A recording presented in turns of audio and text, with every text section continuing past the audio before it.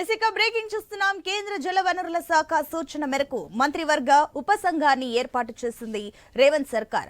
నీటిపారుదలపై తెలంగాణ సెక్రటేరియట్లో cabinet sub committee సమావేశమైంది. రాష్ట్రంలోని జలాశయాల పరిస్థితులపై భేటీలో చర్చలు జరుపుతున్నారు.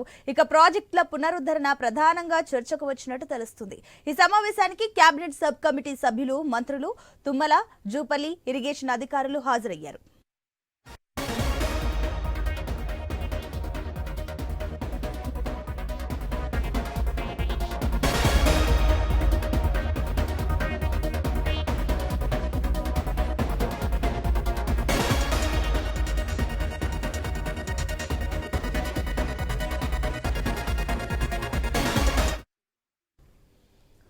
కేంద్ర జల వనరుల శాఖ సూచన మేరకు మంత్రివర్గ ఉపసంఘాన్ని ఏర్పాటు చేసింది రేవంత్ సర్కార్. నీటిపారుదలపై తెలంగాణ సెక్రటేరియట్లో కేబినెట్ సబ్ కమిటీ సమావేశమైంది. రాష్ట్రంలోని జలాశయాల పరిస్థితులపై భేటీలో చర్చలు జరుపుతున్నారు.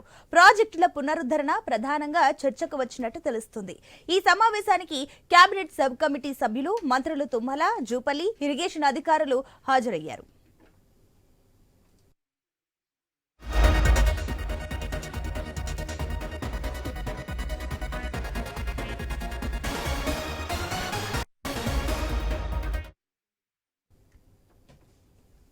ఇక కేంద్ర జల వనరుల శాఖ సూచన మేరకు మంత్రివర్గ ఉపసంఘాన్ని ఏర్పాటు చేసింది రేవంత్ సర్కార్. దీనికి సంబంధించి మరిన్ని డీటెయిల్స్ మా స్పెషల్ కరెస్పాండెంట్ సునీల్ అందిస్తారు.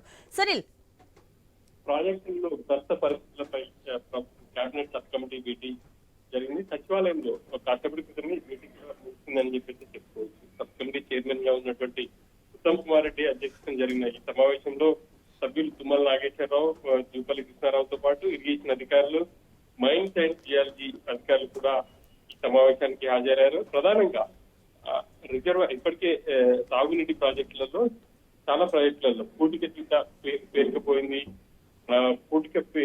ఆ కారణంగా ఎండాకాలం వచ్చేసరికి ప్రాజెక్టులు డెడ్ స్టోరేజ్ కి చేరుకుంటున్నటువంటి పరిస్థితి. తెలంగాణలో చూస్తే ఇటు నాగార్జున సాగర్ కావచ్చు, అదేవిధంగా మిగతా ఎస్ఆర్ఎస్పీ కావచ్చు, మంజీరా, ఇట్లా సింగూరు, ఇట్లాంటి ప్రాజెక్టులలో కూడా చాలా వరకు పూర్తిత పేరుకుపోయింది. ఆ కారణంగా వాటిని మళ్ళీ యథాస్థితికి పునరుద్ధరించేందుకు ఎట్లాంటి చర్యలు తీసుకుంటే బాగుంటుంది అని చెప్పేసి రాష్ట్రాలకు సంబంధించి వాళ్ళ సలహాలు, సూచనలు ఇవ్వాలని చెప్పేసి కూడా కేంద్ర జల సంఘం కోరింది. ఆ మేరకు ఇప్పటికే రాజస్థాన్ లో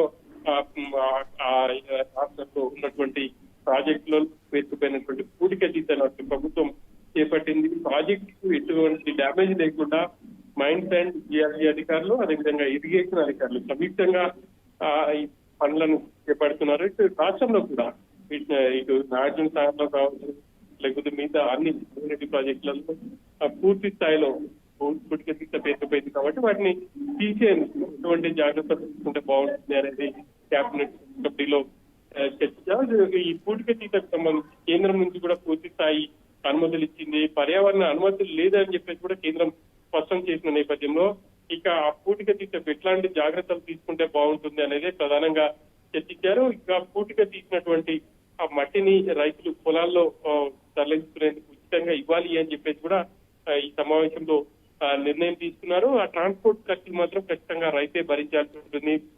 ఇక కొన్ని ప్రాజెక్టులలో ఉన్నటువంటి మేట వేసినటువంటి ఇసుకను తొలగించేందుకు కూడా టెండర్లు పిలవాలా, లేకపోతే ఆ తొలగించిన ఇసుకను ప్రభుత్వ అవసరాలకు వినియోగించుకోవాలి.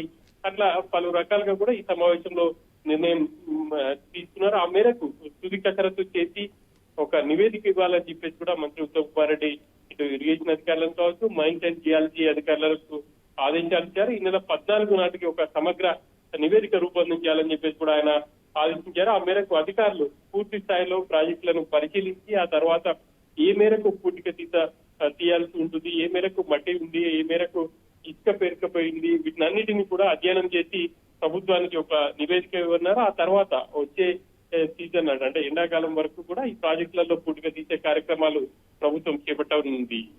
Right Sunil, thank you.